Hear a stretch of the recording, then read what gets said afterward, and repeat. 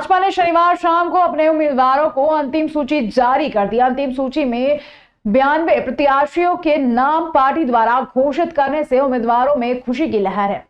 अंतिम सूची के साथ उज्जैन जिले की 7 सीटों पर नाम घोषित किए गए हैं, जिनमें शनिवार को घोषित किए उम्मीदवारों में उज्जैन उत्तर से अनिल जैन कालूहेड़ा, महतपुर तहसील से बहादुर सिंह चौहान, बड़नगर तहसील से जितेंद्र पंड्या। इसके पहले जारी की गई सूची में उज्जैन दक्षिण से मोहन यादव, तराना तहसील से ताराचंद गोयल, नागदा खाचरोद तहसील से तेज बहादुर सिंह, घटिया से सतीश मालवीय के नाम घोषित कर दिए गए थे। ज्ञात हो कि भाजपा और कांग्रेस ने उज्जैन जिले की 7 सीटों पर अपने अपने उम्मीदवार घोषित कर दिए हैं। दोनों ही पार्टियों में इस प्रकार मुकाबला होगा। उज्जैन उत्तर से भाजपा से अनिल जैन कालूहेड़ा का मुकाबला कांग्रेस उम्मीदवार माया राजेश त्रिवेदी से है। उज्जैन दक्षिण में भाजपा प्रत्याशी मोहन यादव के सामने कांग्रेस के चेतन यादव चुनाव लड़ रहे हैं। वहीं तराना में कांग्रेस प्रत्याशी महेश परमार के सामने भाजपा के ताराचंद गोयल चुनाव लड़ रहे हैं। नागदा खाचरोद तहसील में कांग्रेस के उम्मीदवार दिलीप गुज्जर और भाजपा के तेज बहादुर सिंह के बीच चुनावी मुकाबला होना है। घटिया में कांग्रेस के रामलाल मालवीय और भाजपा के सतीश मालवीय के बीच मुकाबला है। इसके अलावा महतपुर से भाजपा के उम्मीदवार बहादुर सिंह चौहान का मुकाबला कांग्रेस के दिनेश जैन बॉस के बीच होना है। वहीं बड़नगर में दोनों ही पार्टी ने नए उम्मीदवार उतारे हैं, जिसमें भाजपा ने जितेंद्र पंड्या तो कांग्रेस से राजेंद्र सिंह सोलंकी को मैदान में उतारा है। बता दें कि दोनों ही पार्टियों ने बहुत सोच समझकर अपने अपने उम्मीदवार उतारे हैं। पार्टी ने जातिवाद के साथ साथ व्यक्तिगत छवि भी उम्मीदवारों की देखी है। अब देखना है कि 7 सीटों पर कौन सा उम्मीदवार कितना दम भरता है और पार्टी के विश्वास पर कितना खरा उतरता है, यह वक्त ही बताएगा।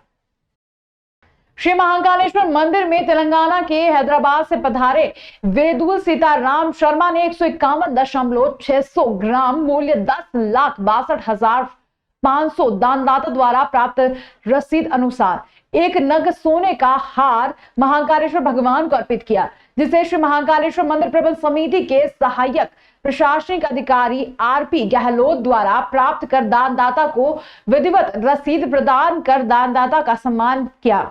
जानकारी मंदिर प्रबंध समिति के कोठार शाखा प्रभारी मनीष पांचाल द्वारा दी गई। मंदिर प्रबंध समिति के प्रशासक संदीप कुमार सोनी ने बताया कि महाकालेश्वर मंदिर की सभी व्यवस्थाएं दान के माध्यम से ही संचालित होती है। महाकालेश्वर मंदिर प्रबंध समिति द्वारा संचालित निःशुल्क अन्नक्षेत्र समय समय पर मंदिर के अधिकारी, पुजारी, पुरोहितों, मंदिर प्रबंध समिति सदस्यों व कर्मचारियों के माध्यम से भी भक्तों को मंदिर में दान करने हेतु प्रेरित किया जाता है। कांग्रेस ने दूसरी सूची में उज्जैन दक्षिण विधानसभा सीट पर अपने उम्मीदवार की घोषणा कर दी है। इसी घोषणा के साथ अब यहां की स्थिति साफ हो गई है। दक्षिण में दोनों ही पार्टियों ने यादव को अपना प्रत्याशी बनाया है। इसी के साथ अब उज्जैन दक्षिण में होने वाले चुनाव को लेकर लोगों में रोचकता बनी हुई है। पिछले 10 साल से डॉक्टर मोहन यादव ने इस विधानसभा पर कब्जा कर रखा है। देखने वाली बात यह है कि क्या इस बार उत्तर में रहने वाले चेतन यादव उनके किले में सेंधमारी कर पाएंगे या नहीं।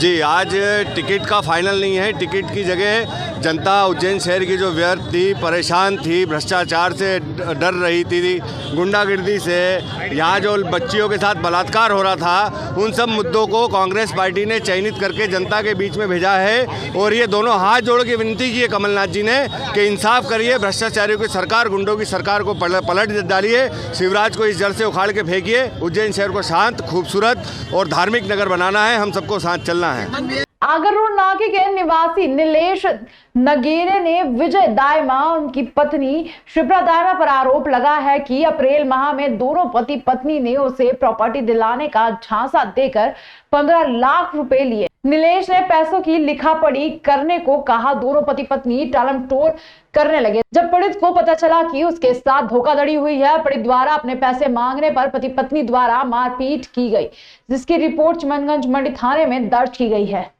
ये घटनाक्रम बहुत समय से चल रहा है मेरा केस।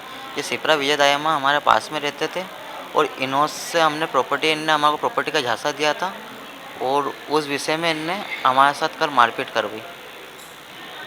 घटनाक्रम यह था कि मैंने लोन लिया था, पर्सनल लोन, जो कि विजय दायमा के थ्रू लिया था। और लोन के चक्कर में मैं किस्त भरने में असमर्थ रहा, जिस कारणवश सोना के कने फ़ोन गया कि नीलेश जी से बोलिए किस्तें नहीं भर रहे, वो किस्तें भरे। और उन्हें किस्तें का बोला तो इतने में उन्होंने इस थ्रू के बोल दिया कि बोले इनने मेरा नंबर सिक्योरिटी के तौर पे दिया है, बल्कि मैंने कोई सिक्योरिटी के तौर पे नंबर नहीं दिया है। और ये उनका कहना है कि मतलब मैं शिप्रा दायमा विजय दायमा ये चाहते हैं कि मैं ये केस वापस ले लूँ। कौन है शिवा दाम? ये हमारे पास में रहती लड़की, और ये इसने प्रॉपर्टी का झांसा दिया था हमको 4-5 लोगों को, जिसमें मेरा फ्रेंड सर्कल भी है। बट मेरे पे उन्होंने मेरे फ्रेंड को भी टॉर्चर कर रहे, उनने फ़ोन लगाया था। प्रॉपर्टी का जासूस कहाँ पे ये प्रॉपर्टी उनने मतलब बोला था कि हम बिजनेस करते हैं प्रॉपर्टी का, और उनने उनकी घर की ज़मीन हमको 10 बीघा बताई थी।